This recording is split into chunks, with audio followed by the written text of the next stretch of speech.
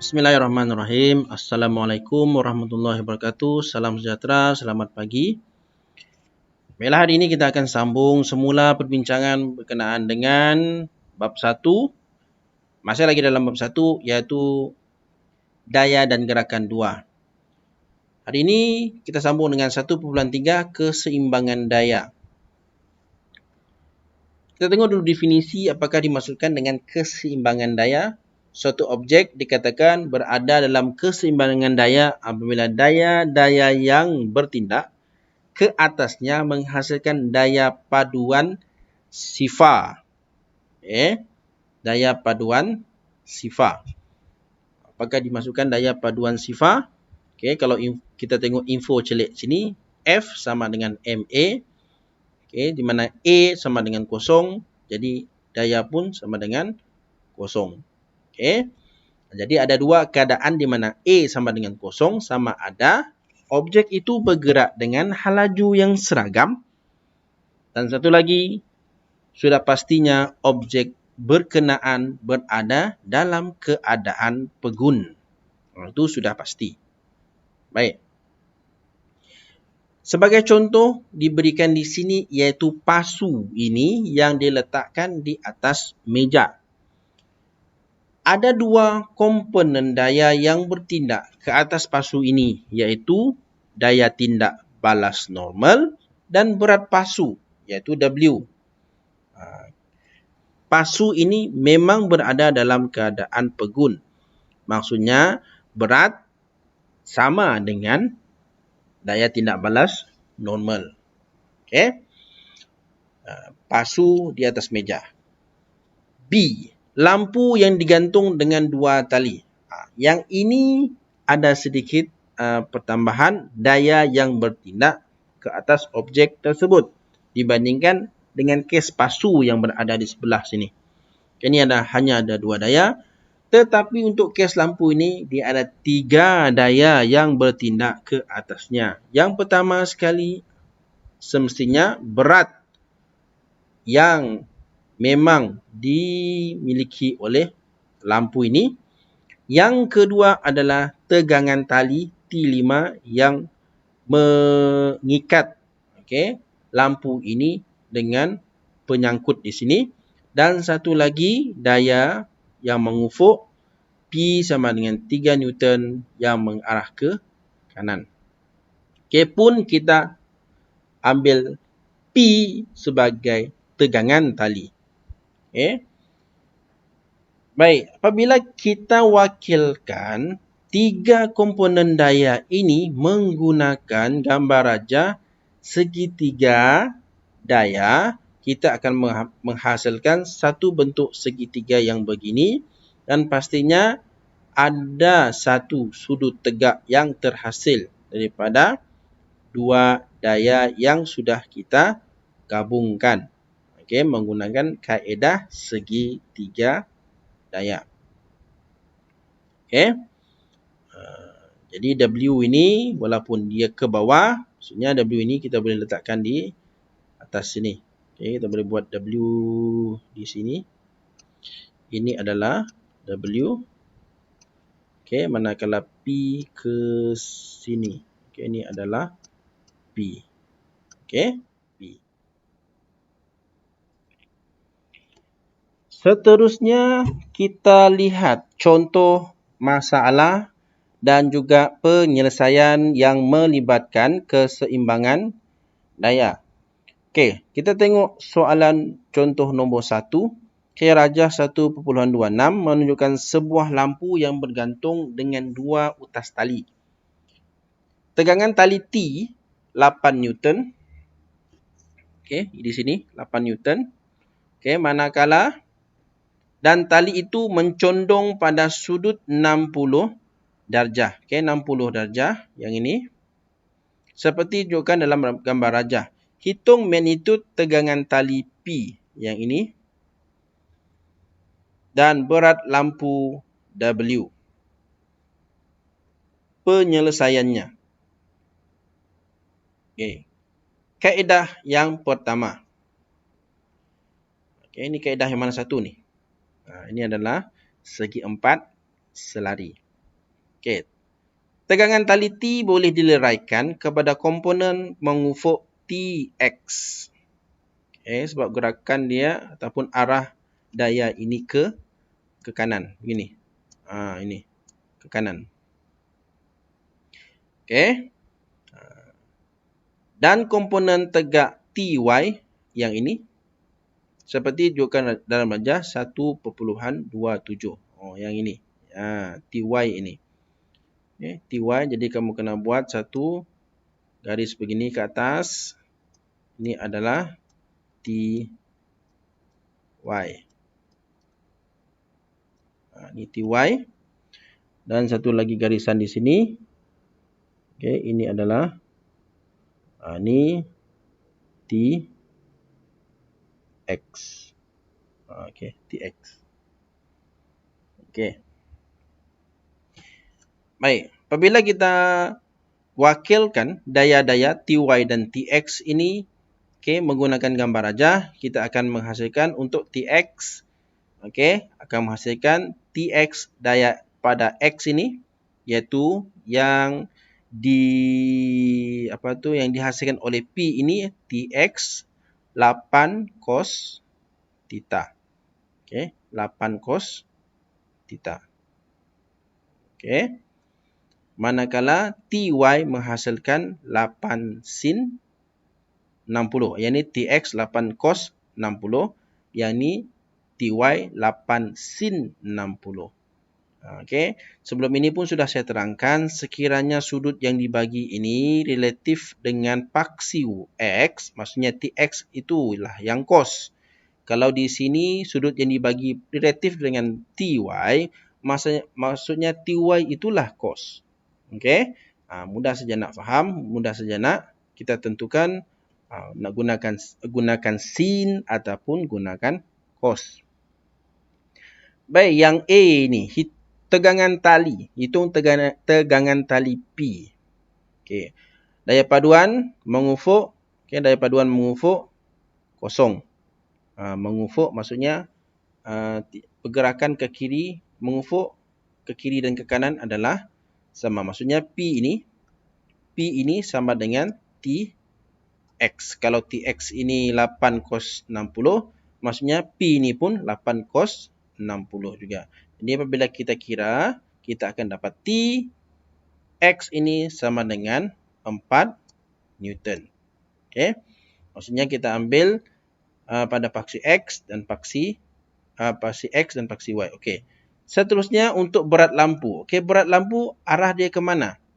Ini. Ini adalah berat lampu.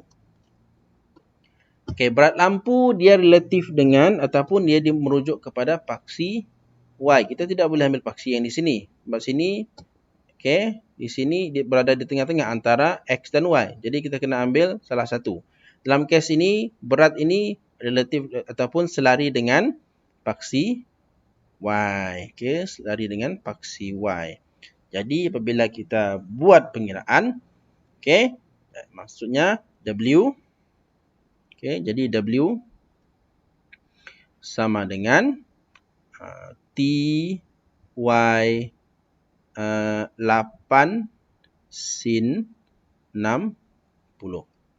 Begitu.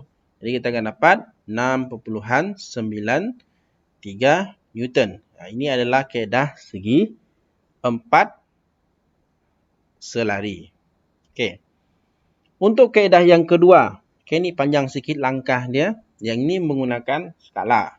Menggunakan ukuran skala ataupun ikut berapa panjang anak panah ini menggunakan pembaris. Kita akan ukur. Dia bagi langkah 1, 2 dan 3 langkah. Langkah yang pertama, pilih skala. Lukis daya T dengan magnitud dan arah yang diketahui. Jadi di sini 8 Newton. Ini memang kena guna protektor lah. Tu yang kena agak rumit, agak leceh sikit lah. Agak panjang kerja dia.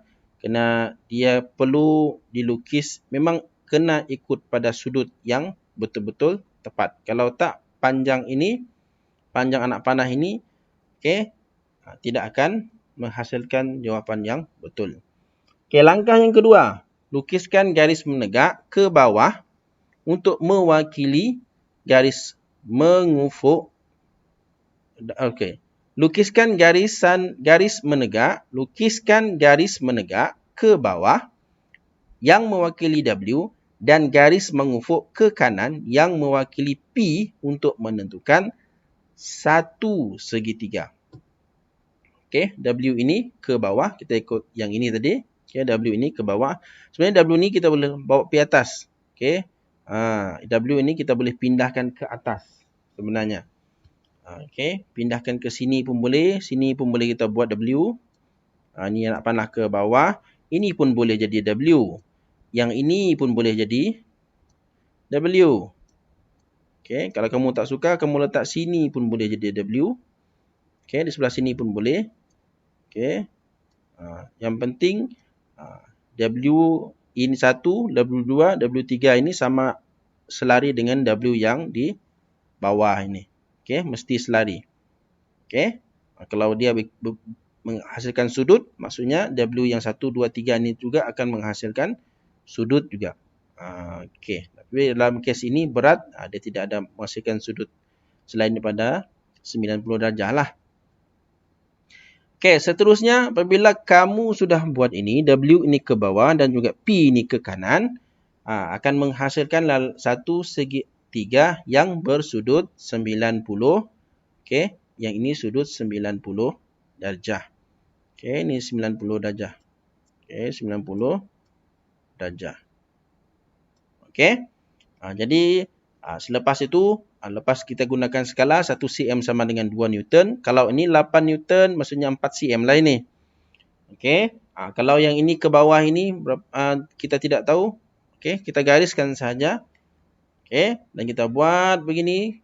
Okey, garisan ini ke sini.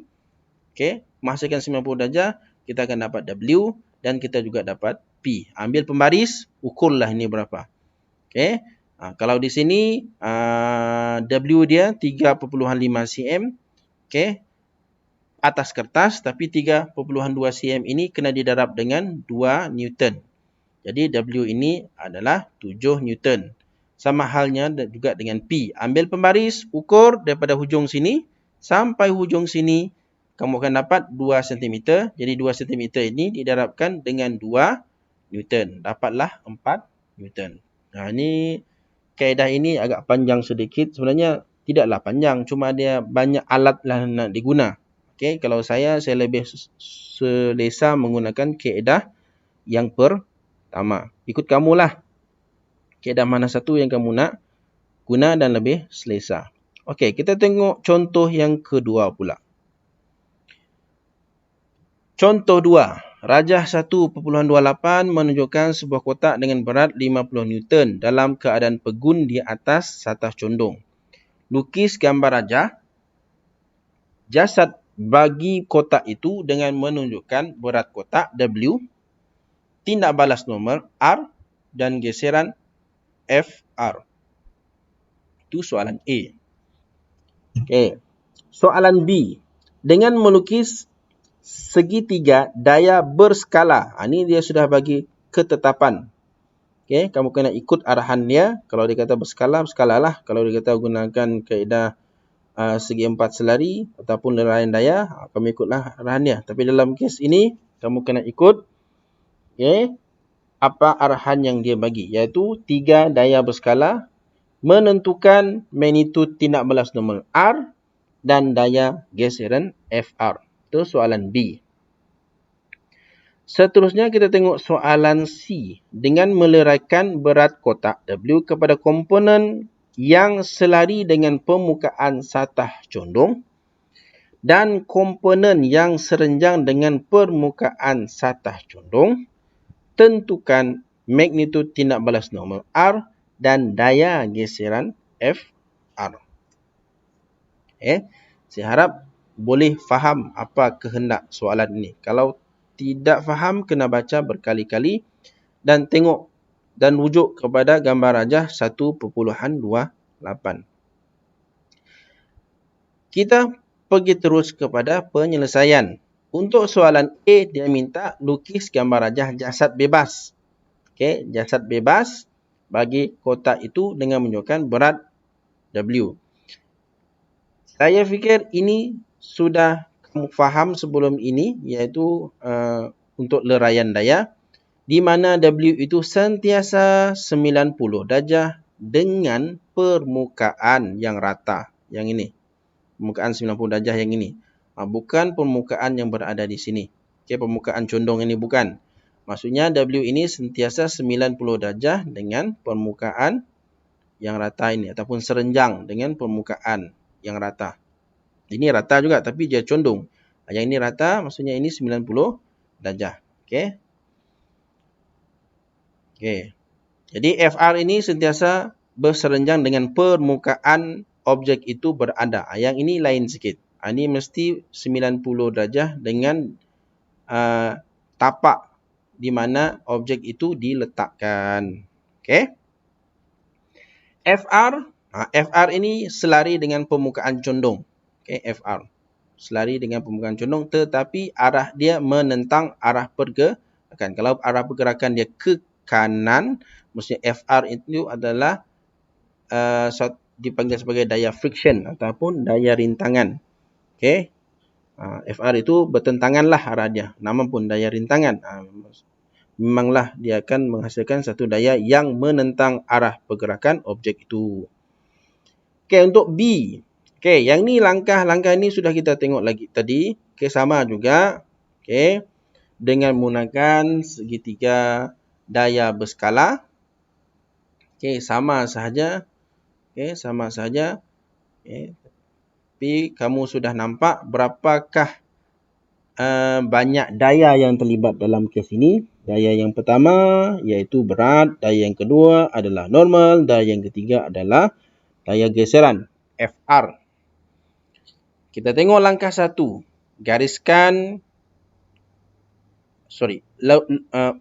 Langkah 1. Lukiskan garis AB sepanjang 5.0 cm untuk mewakili berat W. Okay, kenapa 5.0 cm? Kena di sini dia bagi 50 Newton. Okay, skala yang diberikan adalah 1 cm bersamaan dengan 10 Newton. Kalau 50 Newton maksudnya 5 cm lah. Itu yang jadi 5 cm di sini. Okay, buat garis begini tegak ke bawah. Sebab dia W. Okay, dia lepas tu membentuk 90 darjah dengan permukaan. Okay, permukaan. Okay. Langkah yang kedua, tandakan sudut 40 darjah dan lukis garis BC untuk menunjukkan arah daya FR.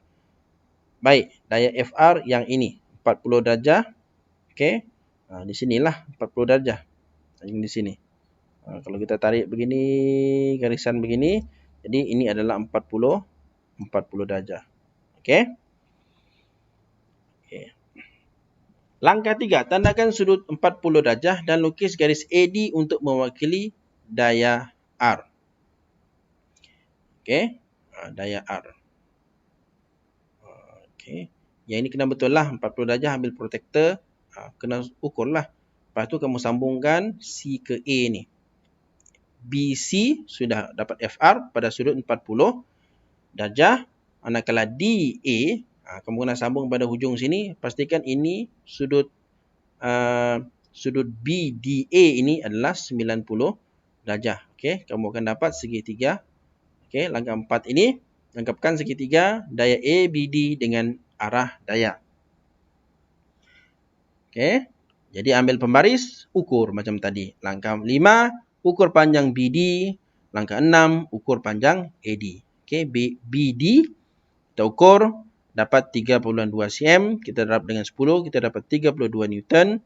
Manakala DA ataupun AD ini, kita ukur, kita akan dapat 3.8 dan kita darab dengan 10 Newton akan mendapat bacaan 38 Newton. Seterusnya, soalan seterusnya tadi C ni apa dia minta? Dengan meleraikan berat kotak W kepada komponen yang selari dengan permukaan satah condong dan komponen yang serenjang dengan permukaan satah condong tentukan magnitud tindak balas normal R dan daya geseran dan daya geseran FR. Okey, tengok penyelesaian dia. Kotak berada dalam keseimbangan. Maksudnya daya untuk R ini sama dengan W cos 40 darjah untuk paksi Y. Manakala untuk paksi X, W sin 40 darjah ini sama dengan FR. Maksudnya apabila kita sudah dapat kira yang W cos 40. Okay, apabila W cos 40 ini kita tambah dengan R, dia akan dapat kosong. Ataupun W cos 40 sama dengan R. Dan hal yang sama juga, W sin 40 sama dengan FR. Kita kira yang ini saja, kita akan dapat FR. Okay, kita kira yang ini, kita akan dapat R. Okay. Jadi apabila kita selesaikan untuk FR, W sin 40 yang ini. Okay, kita akan dapat 32.14 Newton, manakala R iaitu normal sama dayanya dengan W cos 40. Dia apabila kita kira, kita akan dapat 38.30 Newton. Okay. Seterusnya, contoh yang terakhir sebelum kita cuba untuk menyelesaikan praktis formatif 1/3 ini. Baik, soalan ini tidak terlalu panjang.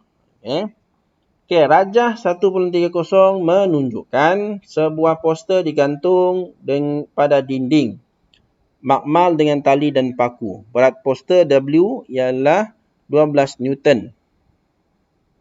Berat adalah 12 Newton. Di sini 12 Newton. 12 Newton. W dia 12 Newton. Lukis segitiga daya bagi berat poster dan tegangan tali. Dia minta segitiga sahaja. Dengan yang bertindak ke atas poster itu. Dia minta segitiga. Jadi kamu kena buatlah dia punya segitiga ni. Yang ini bukan menggunakan skala, tidak menggunakan skala. Kalau kamu lebih baik gunakan sudut yang betul lah. Sebenarnya tidak gunakan sudut yang betul pun tidak juga masalah sebenarnya yang ini.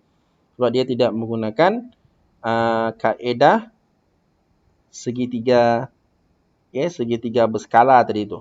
Yang ini tidak memerlukan skala yang betul-betul tepat. Jadi kalau kita nak buat W, W yang inilah. Berat tu ke bawah yang ni. Maksudnya nak panah ni boleh naikkan ke atas, kita sambung begini. Seperti kita tahu tadi, iaitu anak panah ni kita boleh gerakkan ke atas, ke kiri dan ke kanan. Yang penting dia masih selari dengan arah W ini. Boleh juga letak di sini. Boleh letak di sini. Boleh juga letak di atas sini. Di atas ini pun boleh. W. Di atas ini pun boleh. Condong sikit lah. Sebenarnya ia kena tegak lah. Kena tegak. Kita padam dulu ni. Supaya lebih kemas. Baik. Wakilkan ini. Kita akan dapat. Sudut di sini. Kita buat sini. Kita buat sini. Ini kena kira lah. Walaupun tak dikira pun tak ada masalah juga sebenarnya. Ini kita buat begini. Maksudnya ini 35, ini 90. Ini 90. Jadi sudut yang atas ini berapa? 180 tolak 90 tolak 35, kita akan dapat 55 darjah. Begitu. Begitu ceritanya. Baik, dengan menggunakan kaedah sinus T sin 55. Mana tadi? Dia minta suruh cari hitungkan nilai T.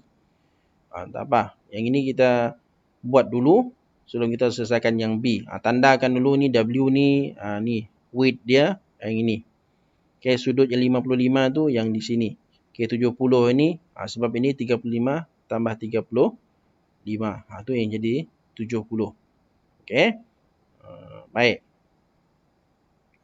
Seterusnya, B, hitungkan nilai T. T di sini ada 2 T. T di sebelah kiri dan T di sebelah kanan. Dengan menggunakan rumus sinus, kita akan dapat T sin. Sin, mana sin ni? Untuk dapatkan T. Okey, T sin 55 sama dengan 12 bahagi sin 70. Okey, bila kita kira, kita akan dapat 10.46 Newton. Okey. Itu menggunakan hukum sinus. Okey. Kalau kita menggunakan hukum kosinus, okey, dia agak panjang sikit. Okey, pun dapat juga jawapan yang sama. Okey. Tapi apabila kita pandang lagi sekali, maksudnya kaedah sinus ini lebih pendek dan mungkin lebih mudah untuk dipahami. Okey.